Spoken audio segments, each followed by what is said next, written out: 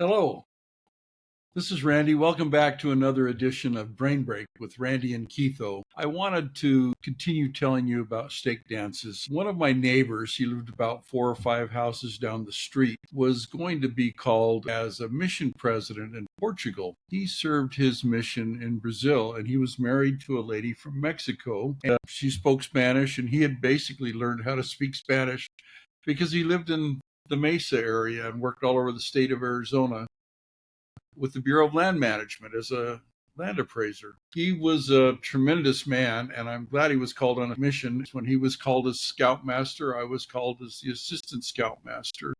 When he was called, when I was called as the varsity scout leader, I called him as my assistant. When he was called to be the Stake Young Men's president, he called me to be his first counselor. So we served a lot together. We were very good friends. But unfortunately, he was being called to be a mission president, had a lot of irons in the fire that he needed to get out of the fire so he could serve his mission. He was still working, he had to get out of that job and be able to accept his mission call in Portugal. Now, this came at a terrible time for me in that our stake was being put in charge of the stake dances. We had a stake dance every other week. Then they would do them every other week at another stake somewhere across town. But what I did find interesting is all of the work it took. We had to pick a disc jockey. They had a disc jockey already, but there were some other people that wanted the opportunity. So we tried them out, checked out their equipment.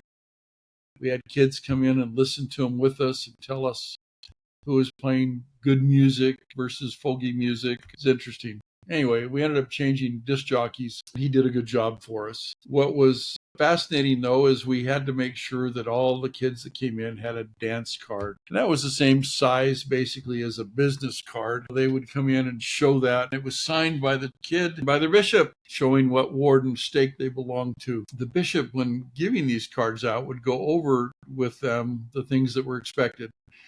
They were asked to come in with a collared shirt and a tie, slacks, not jeans, dress shoes.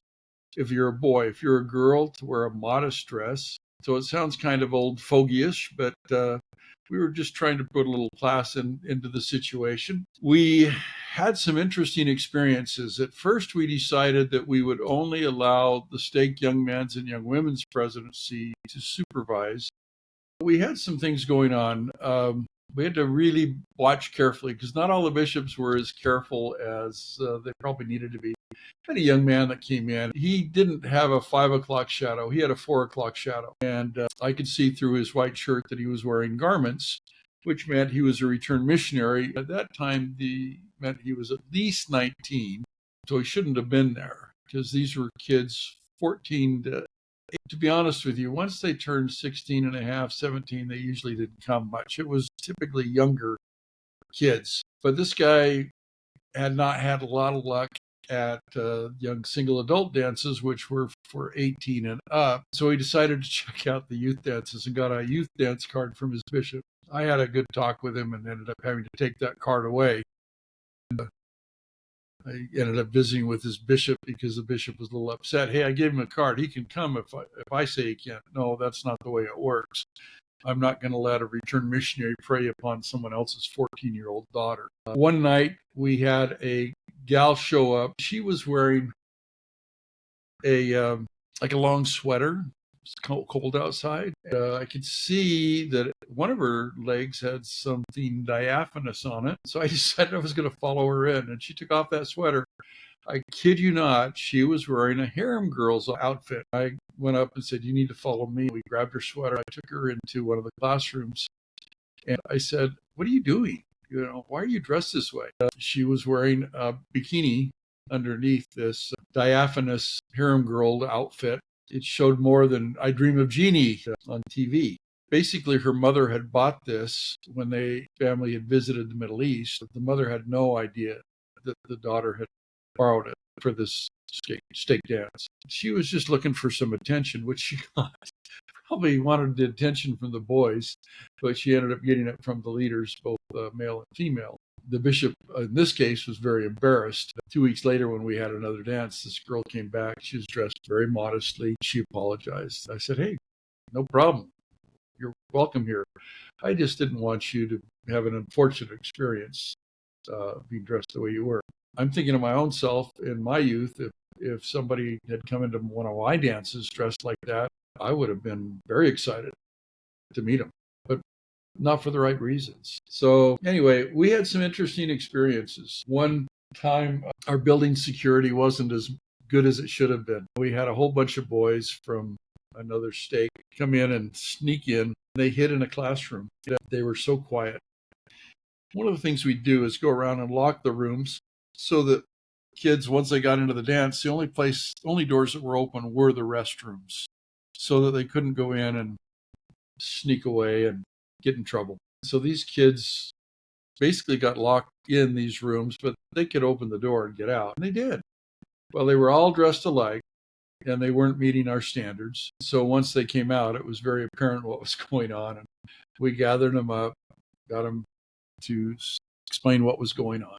They were just trying to be funny. Unfortunately, they didn't bring any clothes to change into, so we had to send them home after we confiscated their dance cards. Got a hold of their bishops and explained what had happened. They came back with dance cards. If I recall, there were like 6 of them, and 5 of them apologized. One of them was a little bitter still that he couldn't stay and dance the way he was. But it was an interesting experience. We survived that year.